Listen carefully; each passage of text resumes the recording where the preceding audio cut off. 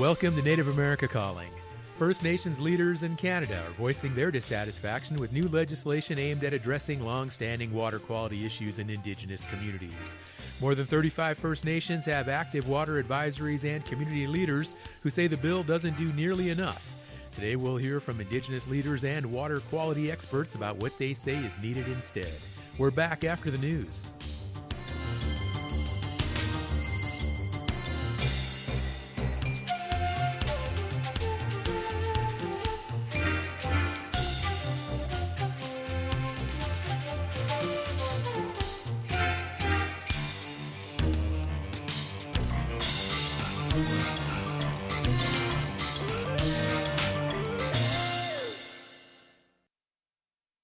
This is National Native News. I'm Jill Freitas. Tuesday was primary election day not only in Arizona, but across Navajo Nation, which includes Utah and New Mexico.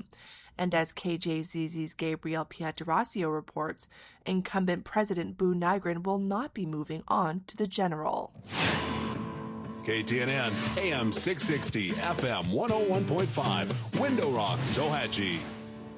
Before midnight, the tribal radio station KTNN, known in these parts as the voice of the Navajo Nation, called the 16-candidate race. Here's host Navajo Bob Sandoval reading the unofficial score from the 110 polling places. Here we go. Justin Jones, 15,039. Crystalline Curley, 8,424. Boo Nygren, 7,410. Tom Chi. Farmington attorney Justin Jones came in third behind Boo Nygren during the 2022 primary.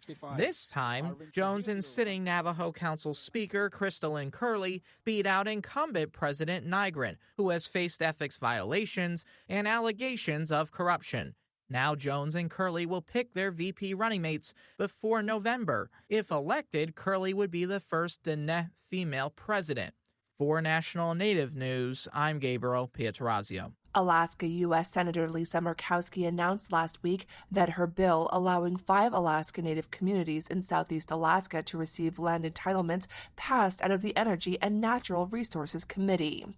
The legislation, called the Alaska Native Landless Equity Act, would allow Petersburg, Wrangell, Haines, Ketchikan, and Tenakee to form Alaska Native corporations and each receive about 23 acres of federal land. Those communities were excluded from the Alaska Native Claims Settlement Act, or ANCSA, when it became law over 50 years ago.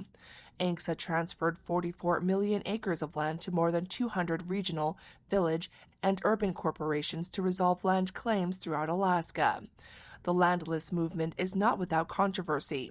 ANCSA mandated the newly recognized Native corporations to make a profit. Because of this, some who oppose Murkowski's bill argue that it would privatize 150,000 acres of land in the Tongass National Forest. Murkowski spoke directly to the opposition in her committee remarks last week. She addressed concerns about environmental conservation, but said that, quote, this should not be the controversial measure it has historically been viewed as. There are no better stewards of our Alaska lands than the people who have lived on them for thousands of years. The Alaska delegation has been introducing landless legislation since the early 90s without success. In 2023, a landless bill introduced by Murkowski cleared the U.S. Senate committee for the first time. Murkowski also noted during remarks that Alaska Congressman Nick Begich's companion measure passed in the House of Representatives last month with no recorded opposition. Begich's bill is the first landless bill to clear the House. And I think there's good reason for that, because it comes back to the inequity that we have seen and an effort to do right by the Alaska Native peoples who were excluded so many decades ago. Murkowski's legislation now heads to the Senate floor for consideration. This story was provided by KFSK's Bees Hohen. On this day in 1880, President Rutherford B. Hayes signed an executive order canceling Oregon's Fort Harney military reservation and placing those lands under the existing Malheur Indian Reservation. The order expanded the reservation established in 1872 for the Northern Paiute and Snake peoples as federal policies continued reshaping native homelands. I'm Jill Freitas.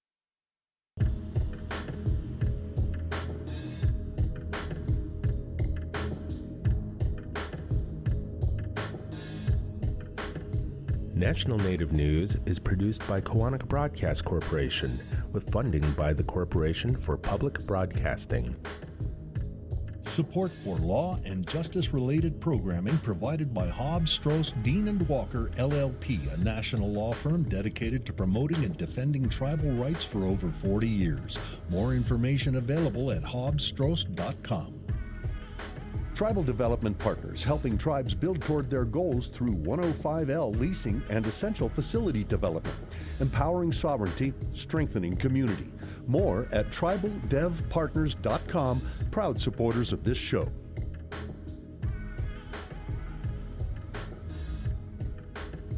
Native Voice One, the Native American Radio Network.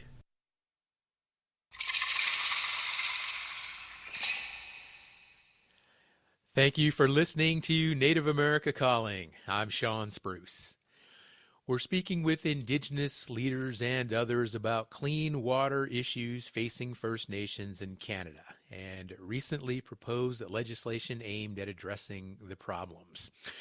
First Nations leaders continue to criticize proposed legislation aimed at addressing drinking water issues, and currently more than 35 First Nations communities are under drinking water advisories, with some communities struggling to maintain access to clean drinking water for over 5 decades. Although the current bill guarantees billions of dollars in funding to improve infrastructure, Indigenous leaders criticize its language regarding jurisdiction and its failure to affirm the human right to access clean water. Today on our show, we'll speak with leaders and others in Canada about this proposed legislation and the future of clean drinking water in First Nations communities. And later in the hour, we'll talk with a conservation scientist who led a recent global study researching how Indigenous cultural practices boost biodiversity. Listeners, you can join us.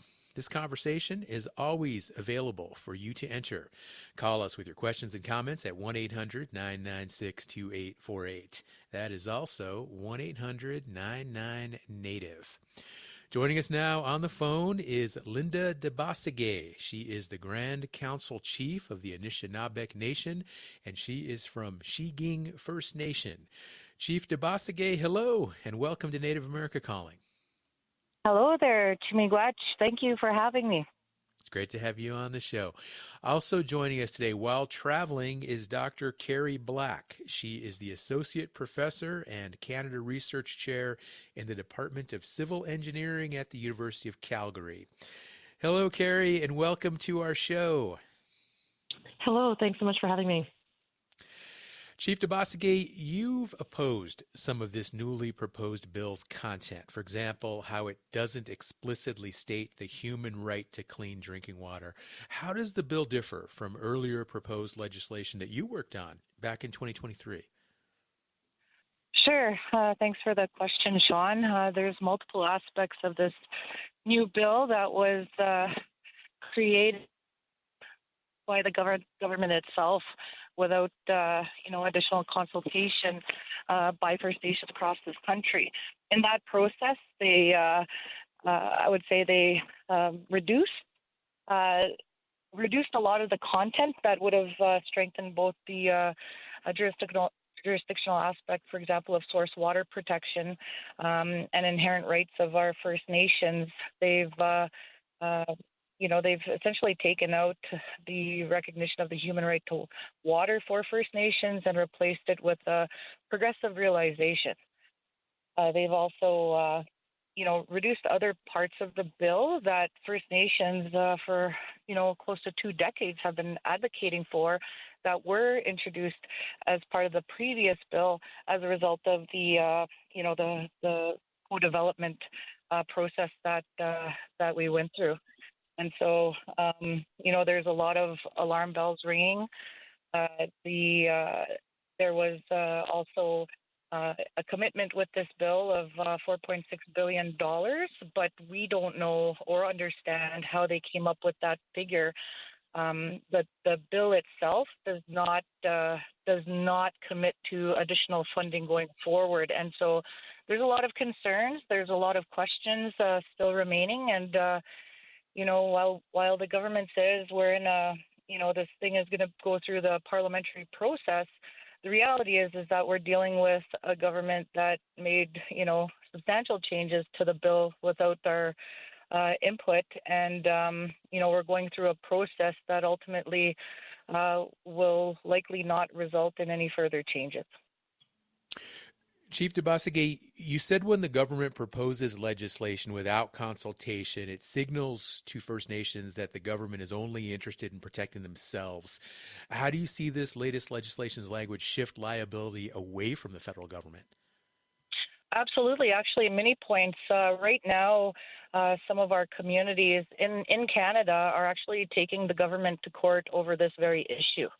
And the concerning part with this government, it took them, almost 2 years to reintroduce a bill that was already ready to go from the last parliamentary session.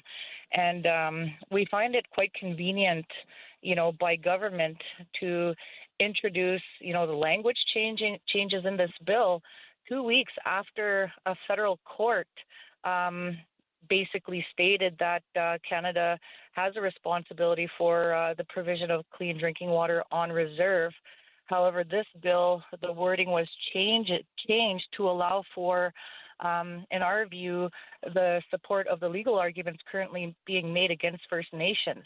And so the government in that particular court case with the Shawatamaw First Nations, they are saying that, the drinking water is only a policy within the federal government, where the court basically said it's your responsibility. There is interest here, and there are First Nations interests here in holding the government accountable. So the changes in the bill actually support the argument that Canada is making that they don't have a responsibility to do this. And furthermore, they've put forward odd comments within that legal process suggesting water only flows around First Nations reserves and under, so that they're trying to qualify and limit their liability. So essentially, Sean, right now what's happening is with the introduction of this bill, this court process going on right now, and the comments being made by Canada in that process, it seems to us that they're talking out of both sides of their mouth. The communities you represent as Grand Council Chief have long-standing water infrastructure problems. What are some of the common issues? The infrastructure in of itself. Other issues are the contamination of source water for that community. And Sean, we're seeing that more and more with First Nations communities. Essentially, a lot of the First Nations communities are downstream from big industry, contaminating their source water and, destabilizing their access. In one community, Kashechewan First Nation, in the province that I'm from, they've been evacuated from their community since December as a result of a parasite being found in the system that essentially went throughout their entire water system. And, they remain evacuated today with what feels like there's no end in sight. So I know they're going through multiple processes of flushing lines and taps and all of these things. But this parasite that actually took lives of members of that community is not a good one. And right now, Canada does not have any, standards as it relates to drinking water on reserve. They've had policies that say nice things, but they don't provide the adequate, predictable, and sustainable funding needed for these First Nations to support the management of these systems, to allow for proper asset management regimes to move forward. And I think more importantly to this, Canada has failed to ensure that First Nations actually had adequate standards that every other municipality, every other town, every other city have. Now, this legislation, it was spurred by a 2021 class action settlement comprising about 260 First Nations communities. $8 billion approved for compensation. Is that enough for your governments to improve this water infrastructure? Well, I mean, the First Nations Drinking Water Settlement Agreement, basically created what we call the floor. There a minimum of $6 billion to be invested into First Nations communities to ensure that they have the ability to provide safe, clean drinking water for their communities. Now, that's just a floor. Now, what government has done with that money is that they're actually trying to justify the use of that money by funding their own archaic system. So they're actually using the settlement dollars to continue on with some of the programs they've established and trying to justify that. However, it is clear in the settlement agreement that this is to be new money, to support the actuals, the at-cost requirements for communities for their water distribution. For the production of clean, safe drinking water, to make those substantial investments to bring a lot of water treatment plants up to date. So there's a lot of fishy things going around, but in reality that money was to go towards our First Nations infrastructure. Chief DeBossegay, what would be a good first step in your mind that the government could take to rectify these issues? Well, I mean, they need not tinker around with legislation that only protects Canada and not the First Nations, to which they have a fiduciary obligation to. They need to ensure that First Nations have adequate standards for the provision of drinking water and the adequate resources to safely do that. Instead of, robbing Peter to pay Paul, or, in having First Nations cut corners, because the reality is in every First Nations water project, there is a member of Indigenous Services Canada involved, and their engineers, and what I've seen, and it happened to me in my own community when I was chief there, is that they push you to cut corners. The engineers will say, you don't need this, and they will start to, tamper with real engineered designs that are required for that community. And for example, I have one of those communities in my territory right now, Kettle and Stony Point, where they had, the feasibility study, they had the engineered drawings ready that would provide appropriate distribution. As soon as Canada got a hold of it, they started cutting corners, and as a result, their system is failing their community today, and it's really a new system. We're going to take a short break. We will come back and continue this conversation. Phone lines are open, 1-800-99-NATIVE.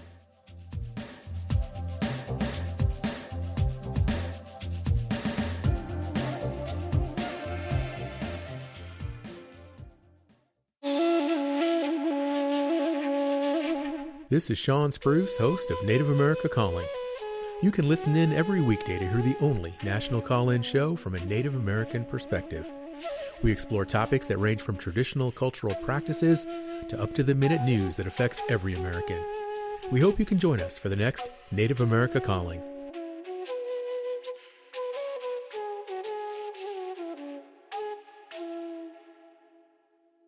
Grand Canyon Conservancy fosters visitor engagement with the landscape through learning, discovery, and stewardship.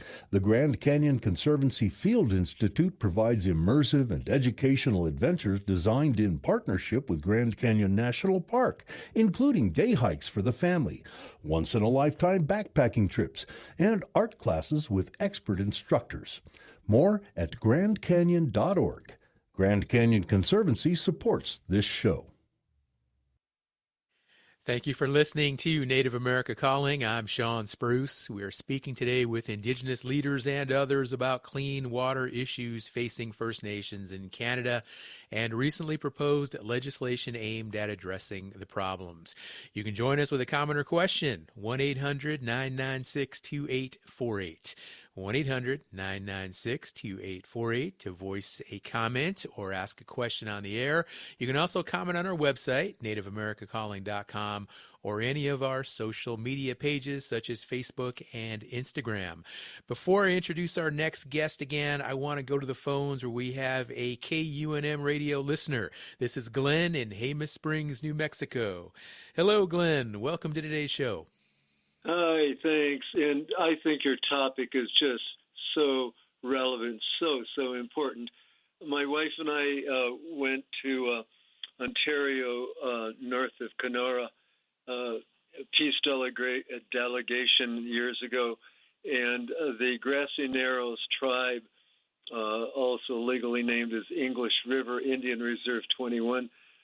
They have lakes all around the area where they've been for so many years, contaminated by mercury. And it was so sad to see trucks bringing in water bottles for the people who can't drink the water they had before the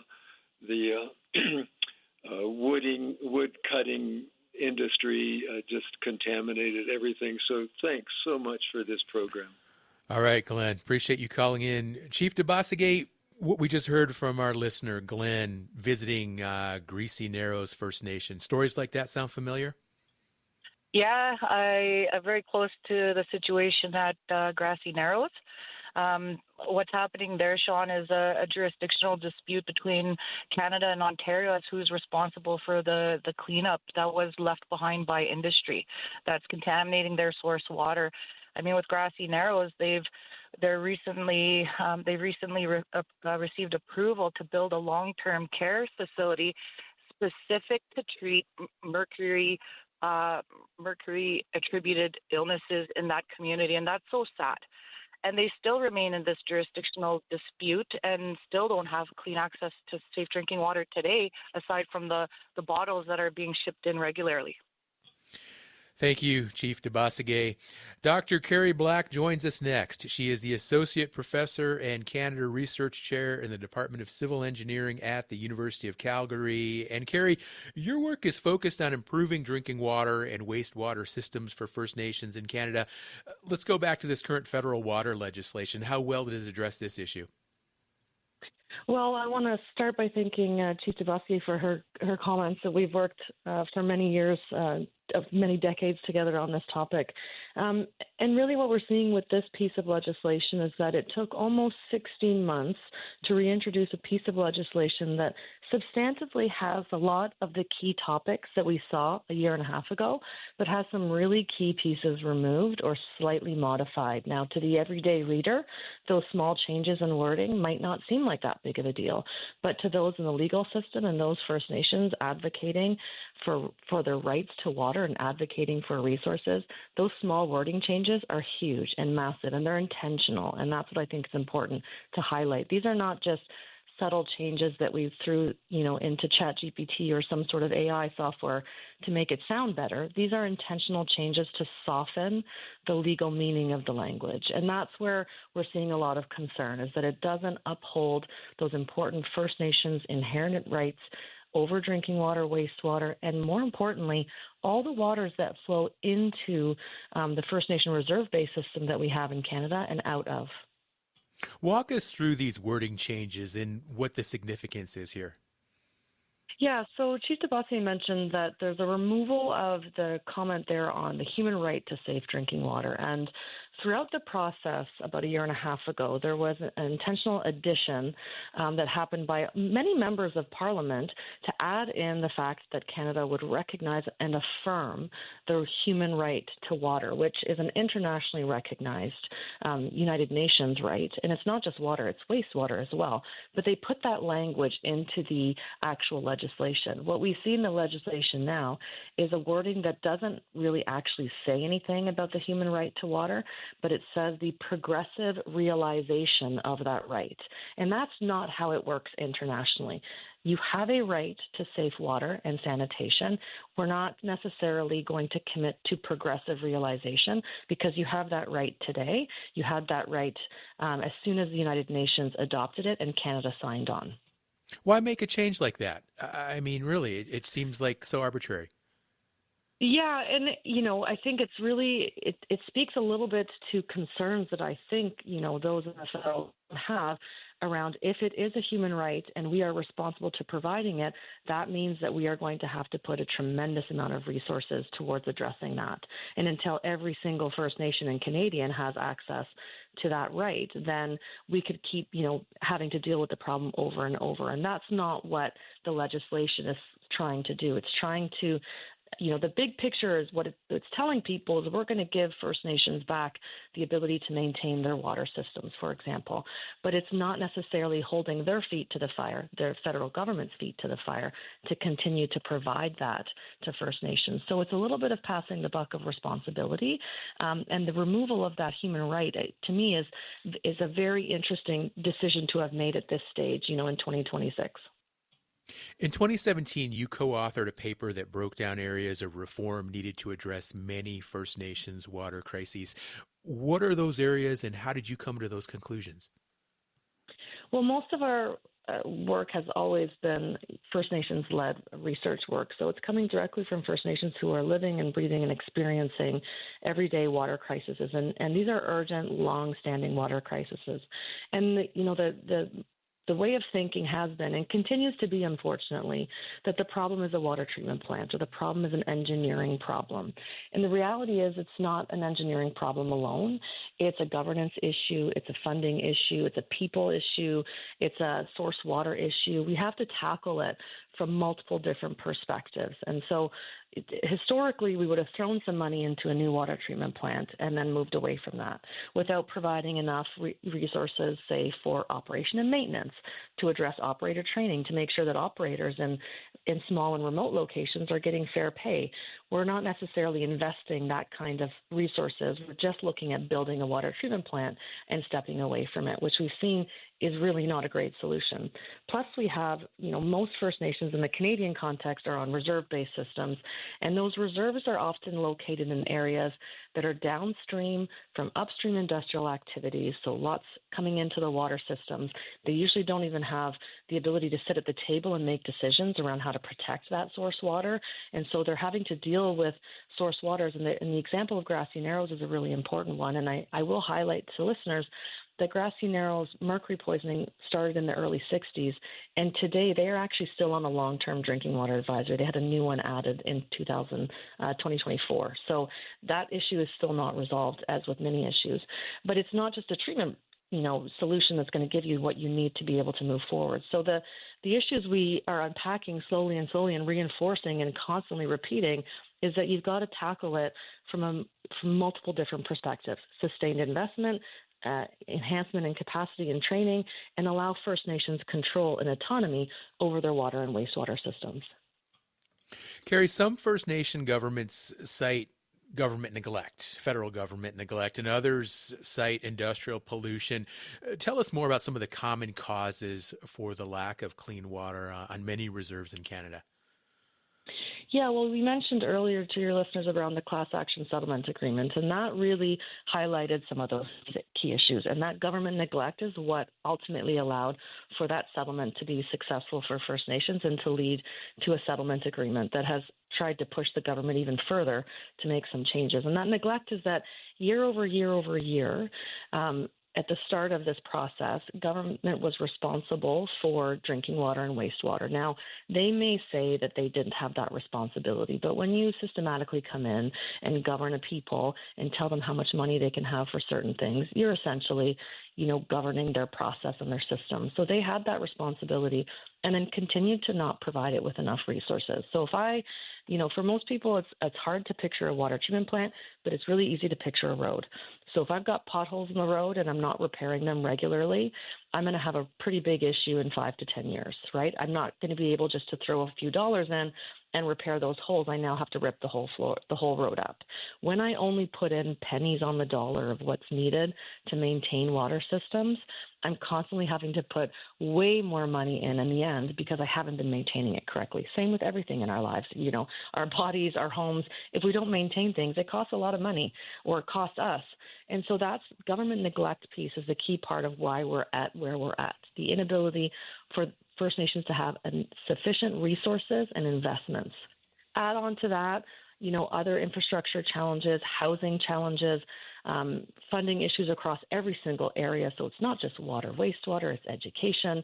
It's all aspects that you think about when it comes to building a community. Those are all chronically underfunded.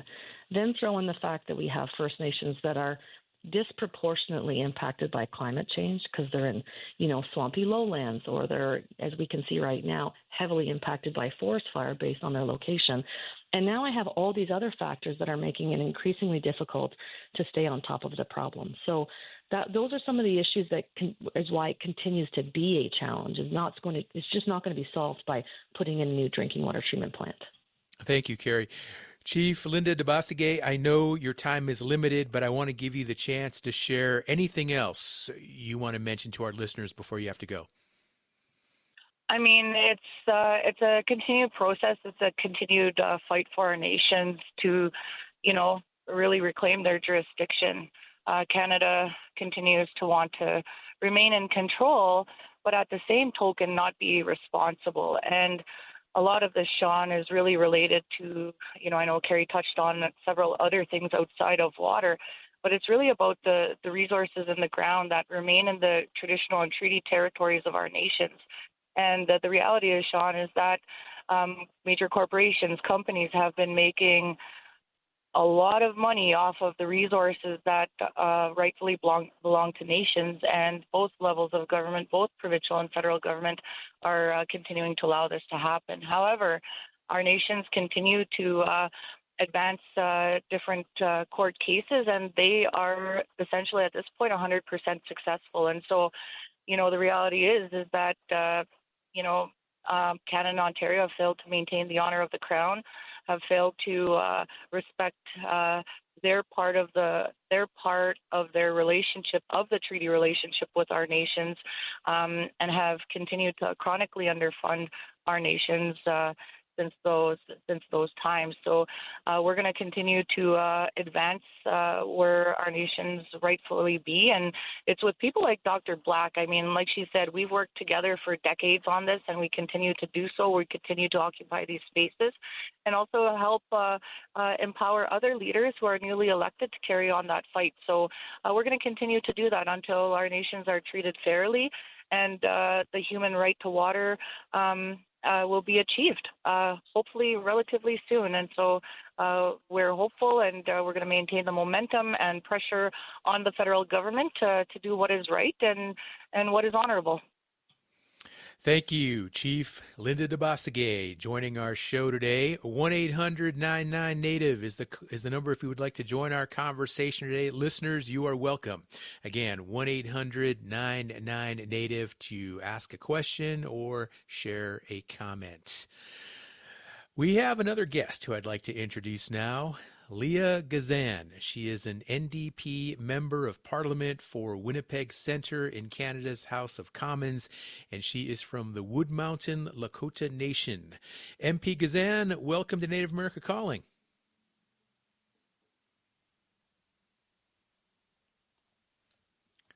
MP Gazan, can you hear me okay? I sure can. Okay, all right. Just checking. How you doing? Very well, thank you. How are you? I'm great. Thank you for joining us. Now, you're an outspoken advocate on First Nations clean water access. How much of a priority is this issue for your colleagues in Parliament right now? Well, certainly with the NDP, it's 100% priority. I think it's important to note that Canada just put forward a bill that doesn't recognize the right to clean water as a human right for First Nations. Does not recognize Aboriginal title claimed by First Nations or confirmed by the courts, only requires the government to have comparable standards to non-Indigenous communities, and talks about it as a progressive realization of a human right. This is an absolute priority for our party.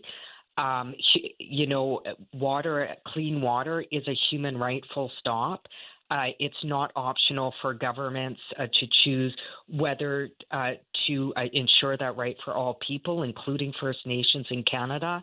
This is a top priority, certainly for the NDP, and we will be pushing this government hard to make sure that they uphold the human rights of all people, including First Nations.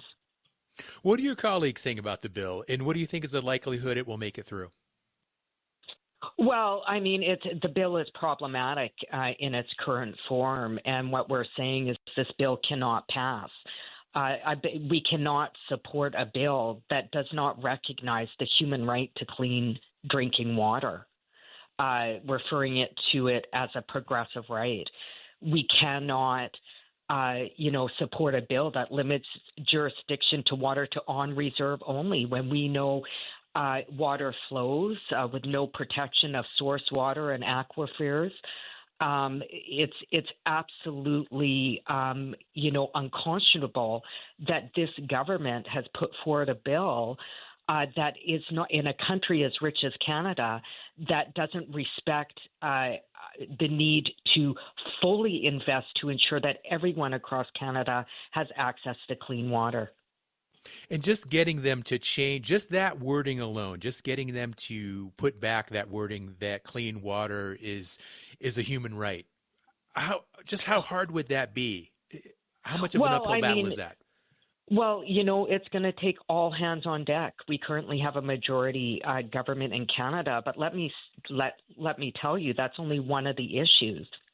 The other issues is not recognizing our Constitution, which includes Aboriginal treaty, Aboriginal title. That's part of our Constitution. This bill not only violates our Constitution by not upholding the human right for water for all, it also is in violation of Aboriginal rights and title and treaty rights. And it also places communities at greater risk because of the watering down of environmental assessments and all of the contamination that have occurred on First Nations across the country as a result of industry not upholding proper environmental standards, resulting in the contamination of waters as we see in Grassy Narrows in Ontario that has suffered from mercury poisoning. For example, we're going to see a lot more of that in Canada. Short break, and we'll be right back.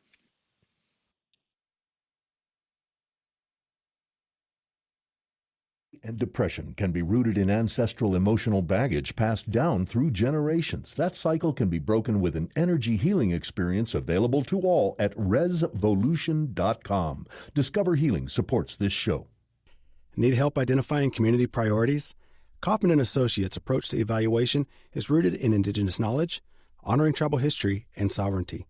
More at kaufmaninc.com, KAUFFMANINC.com. You are listening to Native America Calling. I'm Sean Spruce. We're going to speak now with a conservation scientist about a new study she led called Indigenous Peoples' Knowledge Systems and Practices for Climate Survival. It focuses on how Indigenous land management practices protect and build biodiversity. You can listen back to this show on our website, nativeamericacalling.com, and all major podcast platforms. Joining us now on Zoom in Richmond, Virginia, is Dr. Sushma Sangat. She is a conservation scientist and researcher, and she is Nawari, an indigenous group in Nepal. Sushma, hello, and welcome to Native America Calling. Hello, and thank you very much, Sean, for inviting me, and thank you for Native America Calling for this opportunity to discuss the important contribution and impact of Indigenous peoples, lands, and their stewardship in combating climate change and biodiversity loss. And I'm very excited to be bringing the Indigenous voices and perspectives from our research to this platform. Thank you. Absolutely. Now, in this latest study you led with the organization Conservation International, you interview and examine over 40 Indigenous communities across the world. What are the findings? Yes, it is, well established that Indigenous lands and territories are nature positive and climate positive.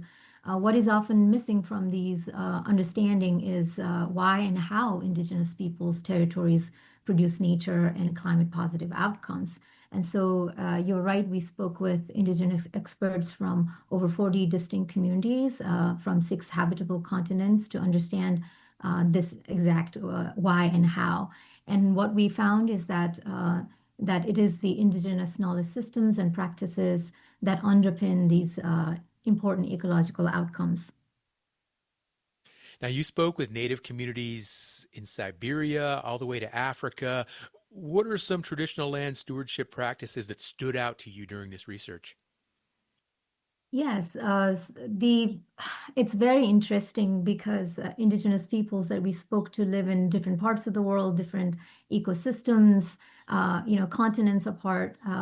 But and the stories are very different as well in terms of different ways of stewarding their lands. For example, the Yukagir people in Siberia have, traditional ethics that prohibits hunting female ducks because the female is a future generation, and they're thinking of the future generation, food security and such. And the Khoi people have, from Thailand, they have ghost forests where they set aside specific areas where their ancestors who have long physically gone but still are present in those landscapes. There are lots of other examples from this part of the world where, the Zapotec people in Mexico, they have, territorial monitoring, a form of guardianship of their lands where they have oversight committees who go out to monitor the land. They also have a brigade for, also they are appointed to fight fires if they see fire. And importantly, indigenous peoples in many parts of the world are also, using land use planning to. It's a process of vision where they want to put in plans how they want to use their lands for the future generation and also for them now. And those are some examples from the Amazonian indigenous peoples making those kind of land use planning. There are also direct resistance to extractive activities, such as mining and fuel development, like in the case of people in Philippines, the Palawans, and the Kuna people in Panama. These are just some examples, Sean, but obviously they are unique to unique places, but there is also commonality in all of this is that, that there is that indigenous peoples are facing climate related impacts, but they also have this very, very strong avenue to combat those through these unique practices and stewardship of their lands and waters.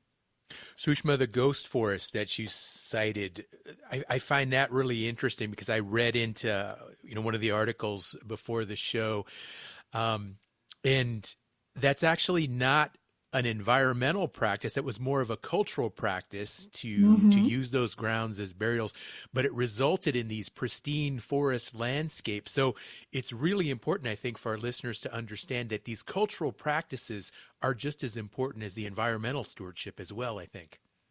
Yes, absolutely. And so that is one of the important findings of our study is that, or a finding that we are put together is that indigenous peoples have been saying this forever, right? That there is a critical link between cultural survival and the ecological survival, and that is for all of us. But the knowledge systems and practices related to these territories, as I said before, is one of the strongest avenues for all of us to survive the climate emergency. And the practices that have emerged in these lands and landscapes and ecosystems where indigenous peoples live, they are cultural in sense that they could be, for example, the Kui forest, the Kui ghost forest that you mentioned.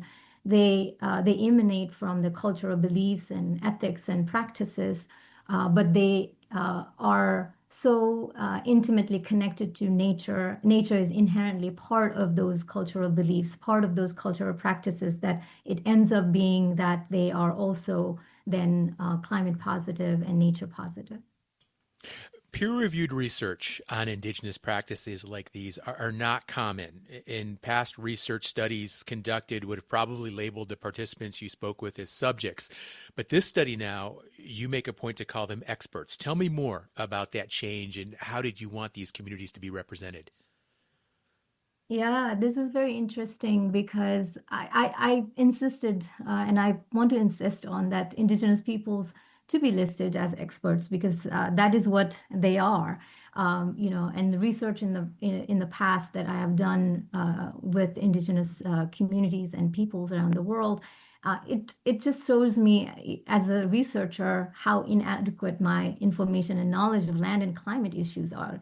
The experts that we spoke to, they have lived experience and perspectives that cannot be replaced by any other forms of knowing or another person who doesn't live there. And so, nobody can know more than what indigenous community know about their lands and territories and what they are seeing about the changes that are happening in their land. So they have always been the experts, and only recently we have been calling them as such. And my hope is that research works like this will continue to respect indigenous peoples as experts of their lands, as they know more than anybody else. Is there usually tension between Western science and indigenous knowledge? And if so, what were the challenges you faced doing this research to prove that these cultural practices can, in fact, lead to better biodiversity outcomes? I think the tension is more around the debates of how to bring them together, but really the question should be around do we provide a space? Do we have space to bring knowledge systems together? And indigenous knowledge systems can bring so much more. Indigenous peoples' knowledge systems can contribute to all the policy making, decision making that are happening around biodiversity and climate, whether that is at the national level, local level, or at the international level. That more than the tension, it's actually looking at what can indigenous people's knowledge systems bring, and it can bring a whole lot, in sense that it can bring us a comprehensive understanding of our nature, of what we need to do next. If only we could listen to indigenous peoples, what they have been saying all along, and also to then practice their understanding of and the actions that they have taken to combat climate change and biodiversity loss within their own territories. The study also dispels a myth from past conservationists who say that biodiversity thrives without human presence. But listening to you today and hearing some of these case studies and some of the research communities that you worked in, it really does counter that myth. Yeah, it does, doesn't it? The thing is that if I talk about our study, it shows that biodiversity and climate outcomes within indigenous peoples' lands are because of the presence of indigenous peoples in their lands, because indigenous peoples are tending and stewarding these lands and territories. And these lands and territories are a reservoir of biocultural diversity where people shape lands and lands have shaped culture and vice versa. And so, it's the pristine wilderness, whether, the myth of it doesn't hold when indigenous peoples' stewarded lands and territories have more, carbon storing potential and carbon storing spaces and more biodiversity than many of the other land tenure systems, including the protected areas, which are sometimes, could be are called wilderness areas, but even that we know it's not true. It's been shaped. Lands have been shaped by people who have been here for millennia over time. So yes. You also cite how some of these communities are having to adapt rapidly to changing climate conditions. Can you share some of those examples? Could you repeat that again, Sean? Yeah, communities that are having to adapt quickly to changing climate conditions. Some examples. Of course, the hard part of the study is that 100% of the experts we had conversation with observed and experienced climate and weather-related events, and many of these impacts are drought and extreme weather-related changes and in precipitation and temperatures, and that is impacting their traditional farming, livelihood practices, as well as access to food, water, and impacting their health as well. But some of these these events are happening for the very first time for many people. For example, one of the traditional community member from Finland told us that they wouldn't have a change melting of the ice in their area. That's happening now. One of the other experts from Africa told us that their lands are not used to fire, and now they have to deal with that. So some of these changes that are being brought by climate change are now are changes that has been recently observed, and that means then communities have to quickly adapt to those changes as well. But then again, knowledge systems are not static, and indigenous ways of life have evolved alongside these changes. And indigenous peoples are using it to adapt to climate change. And so many are applying the knowledge systems to conserve and restore forest and pollinator habitats and waterways and all of those things that are relevant to the specific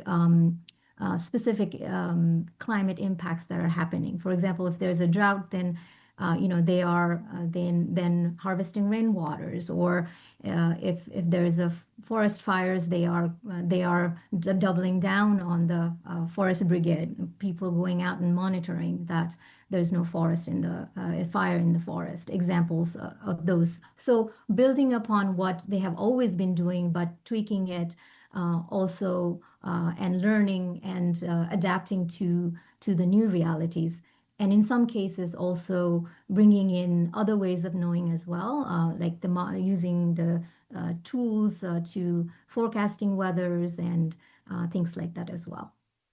What's been the response for the study? And I'm also interested in hearing your thoughts on how Indigenous representation in conservation science can be improved. Yeah, the response has been really wonderful, and I'm so happy to be a vehicle for these indigenous perspectives and voices of so many people and so many experts, without whose sharing so generously their knowledge and their practices and the happenings in their community wouldn't make this research possible.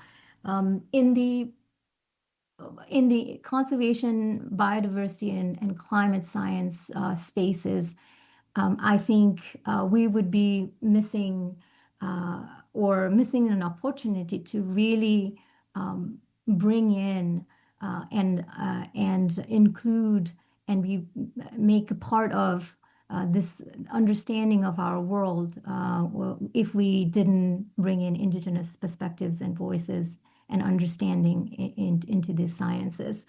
At the end of it, we are all very worried about what is climate change doing. We hear about it every day. What is anthropogenic pressures like mining and illegal logging are doing for both people and for nature. And bringing indigenous perspectives, voices, indigenous researchers into the study is an important way to not only capture and understand the lived experiences and also their knowledge systems and practices that can shed light on how we can tackle these challenges of our lifetime. It just is ethical and moral to do that as we all look towards solving this crisis together. We've now reached the end of our hour, so we're going to have to wrap up this conversation. But before we do, I want to thank all of our guests who joined us today. Dr. Sushma Sangat, Grand Council Chief Linda DeBasagay, Dr. Carrie Black, and also MP Leah Gazan. Join us again tomorrow for another discussion on an Indigenous topic and a conversation worth listening to. Until then, I'm your host, Sean Spruce. You've been listening to the one, the only Native America Calling. Enjoy the rest of your day.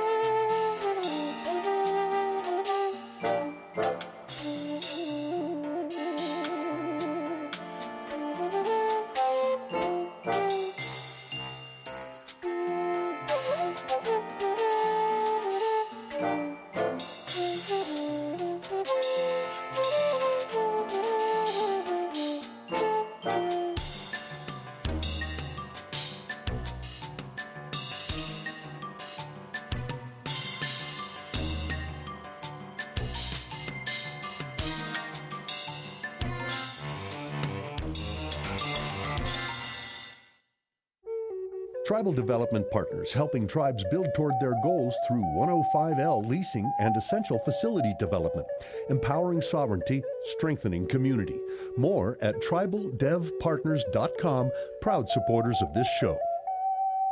Support by Sonosky Chambers Law, championing tribal sovereignty and Native American rights since 1976. From opioids litigation to treaty rights to tribal self-governance. With offices in Washington, D.C., New Mexico, California, and Alaska. Sonosky Chambers Law. Who protects Indian country? Amerind does. As the only 100% tribally owned insurance carrier, Amerind helps strengthen tribal communities by providing reliable insurance coverage and keeping dollars in Indian country. From property and liability to commercial auto and tribal workers' compensation, Amerind is here to protect what matters. Celebrating 40 years of serving Indian country. Learn more at amerind.com. That's AMERIND.com.